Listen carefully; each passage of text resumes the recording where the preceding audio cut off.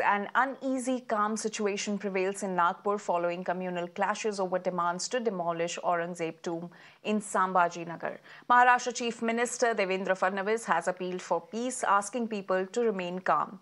The Chief Minister has also indirectly blamed the film Chhawa for tensions, saying that the movie has ignited public anger. Fadnavis has further alleged that the violence and riots seem pre-planned.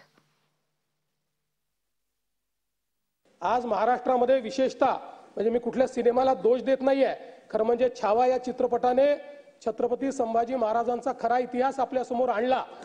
पण त्यानंतर राज्यामध्ये लोकांच्या भावना देखील खूप मोठ्या प्रमाणात त्या ठिकाणी एक प्रकारे प्रज्वलित झालेल्या आहेत.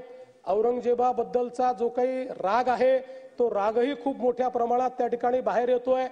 या सगळ्या गोष्टी आपल्या ठिकाणी असल्या तरी मला असं वाटतं की महाराष्ट्रात कायदा आणि सुव्यवस्था राखणं हे अत्यंत महत्त्वाचं आहे. त्यामुळे सर्वांनी संयम बाळगला पाहिजे.